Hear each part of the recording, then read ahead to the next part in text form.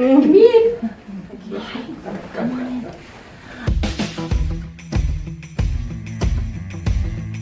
I think it's given me a sense of great purpose with my work. I think one can go a whole career working in the entertainment industry and kind of feel like you're contributing to this horrible beast of feeding people's insecurities and making people feel like there's an unattainable aspect of life or living in this perfect kind of world that's created on TV. And I think with Wynonna Earp, the thing that made it so different is that it was a show that changed so much for the better and created so much more positivity, and it just made me crave working on stuff like that so much more because it's so rare and it's so special, and it gives you a sense of pride in your work that I think sometimes you don't get in this industry.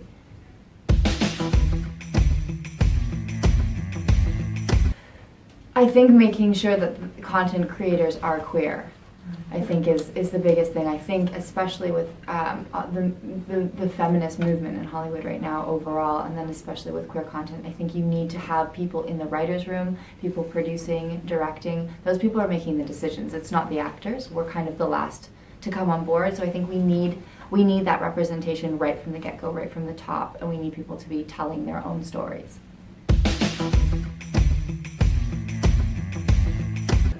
I do have a dream project. I have a feature that I'm working on right now that the movies just take so long to put together. It's amazing the amount of years behind the scenes that they do. But I think for me, being a creator just makes me feel it's a different aspect of being in this industry, and it's kind of what we were talking about earlier. I feel like if I can be on the other side of the camera and make those decisions and tell my version of my experience of the world, I think it just brings more diversity. I'm not sure if I totally answered your question. What would it be? Oh, okay.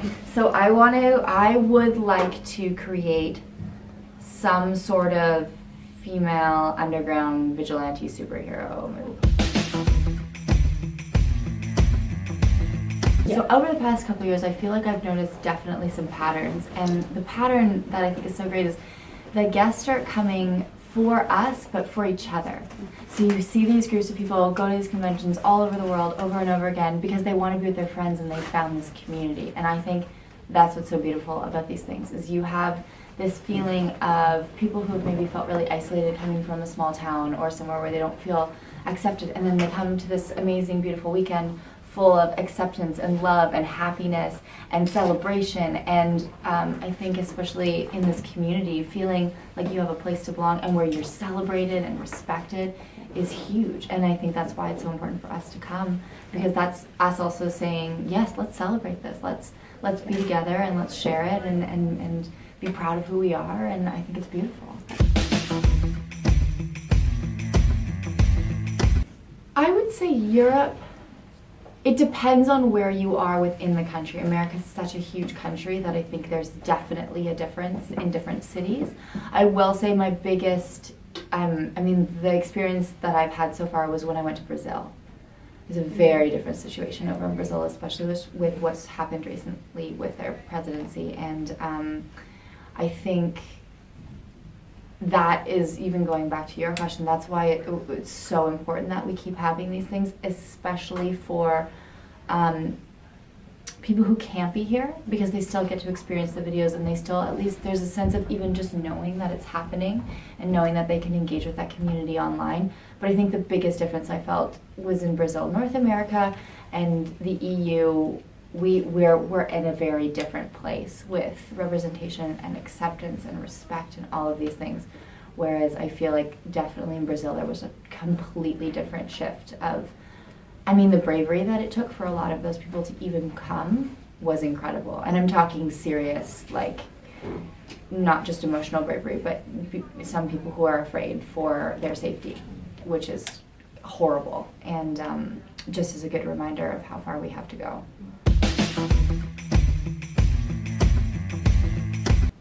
It's a great question. I think WayHaught came at a time when we really needed it. It was kind of I call it the imperfect perfect storm. So it was this time in the media where we lost so many queer characters at once. It was a horrible year for queer representation, and WayHaught was this beacon of hope and positivity. And I think on a show like Wynonna Earp, with what our showrunner Emily has done to create such an inclusive and happy place for these Earpers, and also the fact that Emily told the fans, you don't have to worry. You know, you can trust the show. I want you to enjoy the show. I don't want you to be watching the show worried that your favorite character, something bad's going to happen to your favorite characters. So I think the secret of WayHaught is partially the safety that our creator made sure that all the fans had, so they could relax and just enjoy the show. But I think the secret of WayHaught is that they're three-dimensional characters. I never thought going into Nicole, oh, I'm here to play a gay character. I thought I'm here to play the town cop. And that was my kind of thinking going into it. That's what I was focusing on. I wasn't focusing on the fact that Nicole was gay. That was just an aspect of who she was. She loved this beautiful girl. She had this huge crush. It was like fun and flirty. And she was a cop. And I think that was always the way that WayHaught was treated, as they were these two women in very hard jobs who just fell in love with each other. And I think that's the secret, is that these characters are so three-dimensional, and it really had nothing to do with them being gay, which made them so wonderful.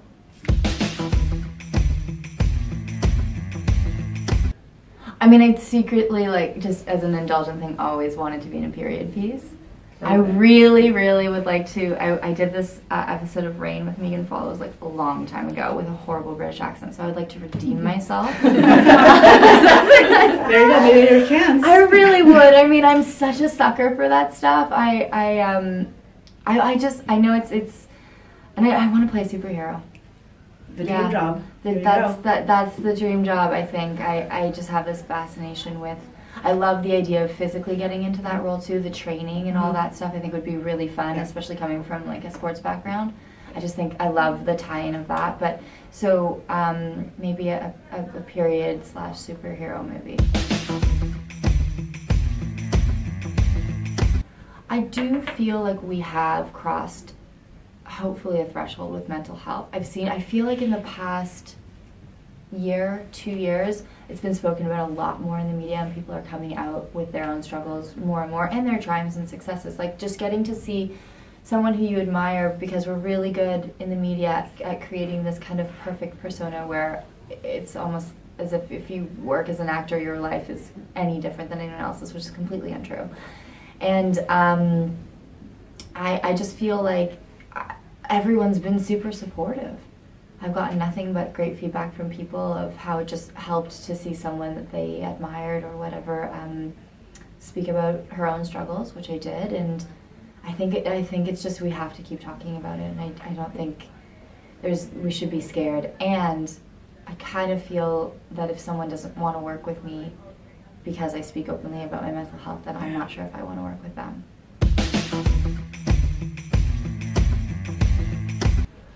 I was really proud of the Maeve episode. It's episode 310, where Nicole, it's kind of it's not a body swap, but I play a teenage ghost witch, so I'm possessed. And I was really, really nervous for that because I thought it was going to be too big and too theatrical. But I'm proud of how it turned out. I thought it was really fun, and I really trusted our director, April Mullen, who directed that episode. I remember saying to her, I'm just going to go for it, so you need to pull me back. If it's too much, you need to be honest with me. And yeah, that was a lot of fun. And the hardest project I've ever, the most physically demanding project I've ever done was actually a movie for Sci-Fi called Lake Placid, which was basically night shoots for 3 weeks in the cold, very wet, and it was just physically really demanding. I wasn't expecting it to be as hard as it was, so I think on that side note, but I think the thing I'm most proud of was probably that Maeve episode.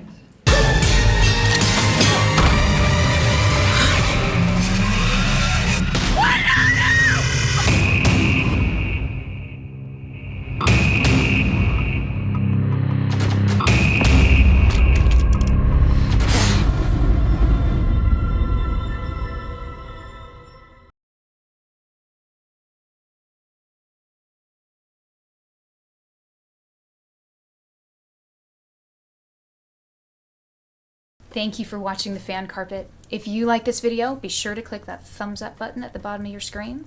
And also be sure to subscribe to the Fan Carpet YouTube channels. They're absolutely free and so much fun too. Be sure to check out the official website, thefancarpet.com. Also, you can follow us on Facebook, Twitter, and Instagram to stay up to date with reviews, competitions, the latest news, and so much more.